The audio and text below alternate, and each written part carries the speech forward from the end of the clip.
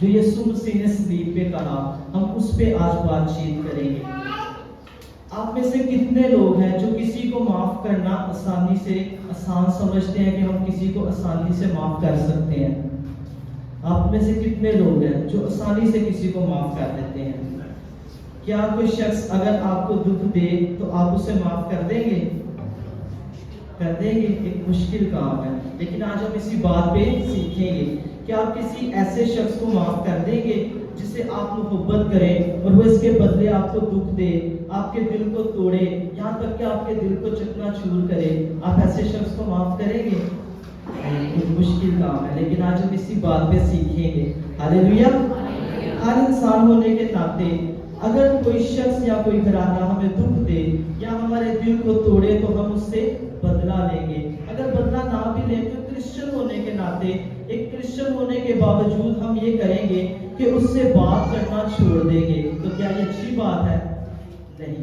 ہم کہیں گے میں نے اس شخص کو معاف کر دیا لیکن میں اس سے کبھی بات نہیں کروں گا، میں اس کو کبھی بلاؤں گا نہیں، بس وہ شخص میرے سامنے نہ آئے۔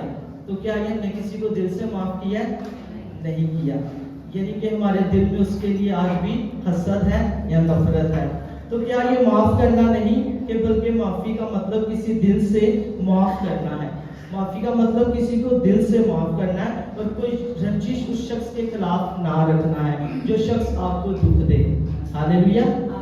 ایسے معاف کرنا ہے کہ دل میں اس کے لیے کوئی بھی نفرت نہیں رکھنی، یہ ہے معافی کا مطلب۔ دل سے کسی کو معاف کرنا، اس کو کہا جاتا ہے معافی۔ اور کلام ہمیں کیا بتاتا ہے؟ کلام میں لکھا ہوا ہے جیسا کہ ہم دیکھتے ہیں متی کی انجیل 5 باب اس کی 23 اور 24 آیت میں لکھا ہے کہ اگر کوئی شخص قربان گاہ پہ جاتا ہے اور نظر گزراننے کے لیے جاتا ہے اور اگر اس کے بھائی کو سے شکایت ہے تو وہ نظر نہ گزرانے بلکہ پہلے اپنے بھائی کو معاف کرے یا اس سے معافی مانگے اور پھر قربان گاہ پہ نظر گزرانے تو ہی اس کی قربانی قبول ہوگی۔ ہاللیلویا۔ اگر کوئی میاں بیوی ہے، اگر وہ آپس میں ایک دوسرے کے لیے نفرت رکھتے ہیں تو ان کی دعا آسمان پہ نہیں پہنچے گی۔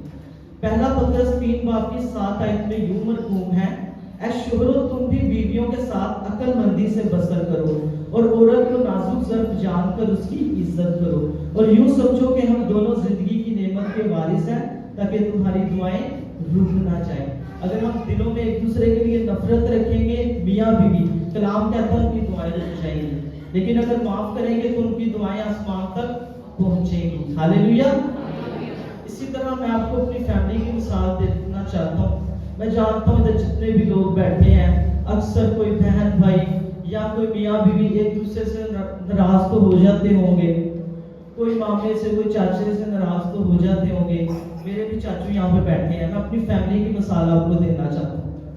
اکثر جب ہماری فیملی میں میرے ماں باپ کی یا میرے چاچو چاچی کی یا دادوں کے ساتھ بھی کبھی کوئی ان کا جھگڑا ہو جاتا تھا تو ہم ایک دوسرے کو بلانا چھوڑ دیتے تھے، لیکن ہم بلانا چھوڑ دیتے تھے لیکن اس کا مطلب یہ نہیں تھا کہ ہم ایک دوسرے سے دل سے دور ہو گئے تھے، لیکن ایک دوسرے کے ساتھ غلط لفظ بولنے کی وجہ سے ہم ایک دوسرے سے ناراض ہو جاتے تھے، ایون کہ ہم کئی ہفتے ایک دوسرے کے گھر جاتے نہیں تھے، لیکن ہمارے دلوں میں ایک دوسرے کے لیے محبت ہوتی تھی، چاہے ہمارے بڑے لاڈ پڑتے تھے ہمیں پتہ ہوتا تھا۔ لیکن اکثر جب میرے چاچو بائک پہ جاتے ہم دونوں راستے میں ملتے تھے، ہم دونوں ایک دوسرے کو جبھی ڈال کے ملتے تھے، حق کرتے تھے، ہم ایک دوسرے کے گھر والوں کا پوچھتے تھے، مطلب ہمارے دل میں خدا کی محبت ہوتی ہے لیکن ابلیس ہمیں ایک دوسرے سے دور کرنے کی کوشش کرتا ہے۔ ہمیں اس بات پہ کیا آنا ہے؟ غالب آنا ہے اور اپنوں سے ہمیشہ محبت رکھنی ہے۔ ریسنٹلی میں سر کے ساتھ ایک جگہ پہ گیا دعا کرنے کے لیے، میٹنگ کے لیے۔ سر کے سامنے 2 کپل انہوں نے کھڑے کیے، انہوں نے کہا سر آپ ان کے لیے پاسٹر صاحب برکت کی دعا کریں۔ تو پاسٹر ریاض صادق نے 2 کپلز تھے، سر نے کہا میں دعا کرنے سے پہلے ان سے کچھ بات کرنا چاہتا ہوں۔ سر نے کہا کہ آپ دونوں کی شادی ہوئی ہے لیکن اپنی زندگی کی شروعات معافی سے کریں۔ آپ کبھی بھی ایک دوسرے سے ناراض ہو یا کوئی ایک دوسرے کے خلاف غلطی ہو تو فوراً ایک دوسرے سے معافی مانگو۔ یہ سر نے ان کو زندگی بہترین شادی شدہ زندگی گزارنے کا طریقہ بتایا، معافی، کہ ایک دوسرے سے معافی مانگے۔ آئے ہم اسی طرح بائبل میں سے کریکٹر پہ غور کریں گے۔ جس کو اپنوں نے اس کو دکھ دیا لیکن اس نے ان کو معاف کیا. کتنے لوگ جانتے ہیں اس کریکٹر کے بارے میں؟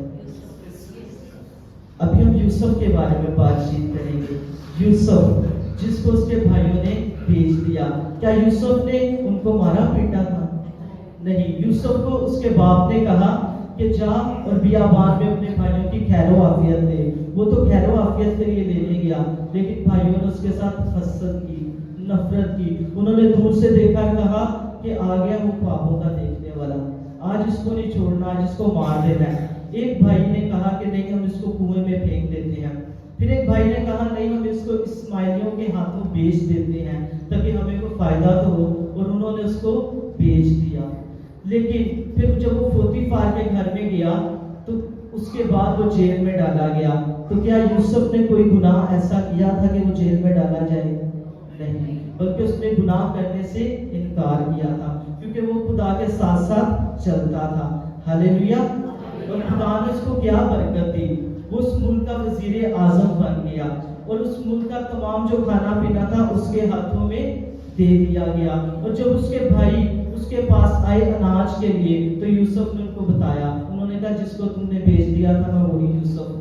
اس کے بھائی ڈرے, گھبرائے. انہوں نے کہا اب یہ نہیں ہمیں چھوڑے گا, جو ہم نے اس کے ساتھ کیا تھا اب یہ ہمارے سے بدلہ لے گا. لیکن یوسف نے کہا ڈرو مت, گھبراؤ نہ, تم نے تو میرے ساتھ جو کیا سو کیا, لیکن آج خداوند نے مجھے بہت سی جانوں کے لیے برکت کا باعث بنایا. ہاللیلویا. اسی طرح جب آپ اپنے دکھ دینے والوں کو معاف کریں گے تو خدا آپ کو بھی ڈھیروں برکتوں سے مالا مال کرے گا. وہ آپ کی سوچوں اور خیالوں سے بھی بڑھ کر آپ کی زندگی میں کام کرے گا. ہاللیلویا.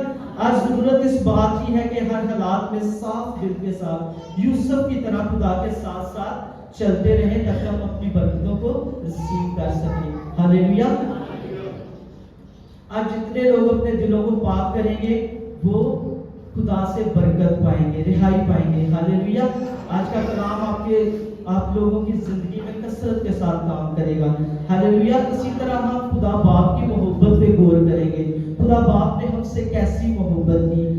جیسا کہ ہم سب جانتے ہیں آدم اور حوا نے تو گناہ کیا اور وہ باغ عدن سے نکال دیے گئے. کس لیے؟ لیکن خدا کو نکالنا چاہتا نہیں تھا. انہوں نے معافی نہیں مانگی خدا سے.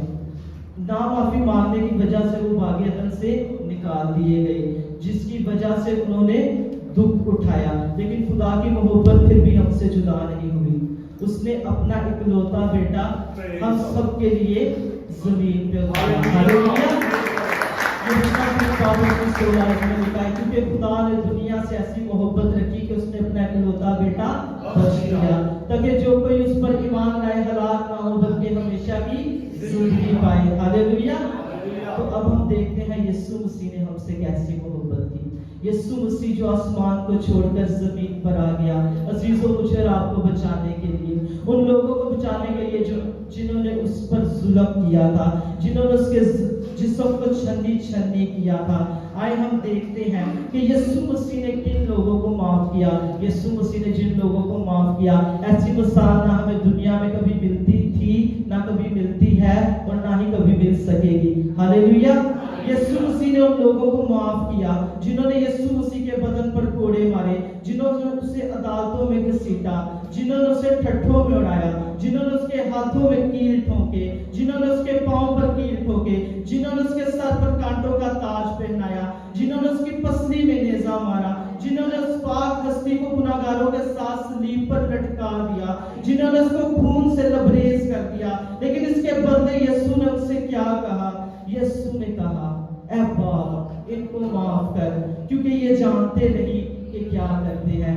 یہ ہے پہلا کلمہ جو یسوع مسیح نے صلیب پہ بولا. یسوع مسیح نے صلیب پہ چڑھ جانے کے بعد جو 6 باتیں کہی, 7 باتیں کہی, ان میں سے پہلی بات یسوع مسیح نے اپنے دل کو پاک کیا, سب کو معاف کیا, اپنے دکھ دینے والوں کو اس نے معاف کر دیا. ہاللیلویا. پہلے باپ نے ہمیں معاف کیا, اپنے بیٹے کو قربان کر دیا. پھر بیٹے نے کیا کیا؟ اس نے بھی ہمیں بچا لیا.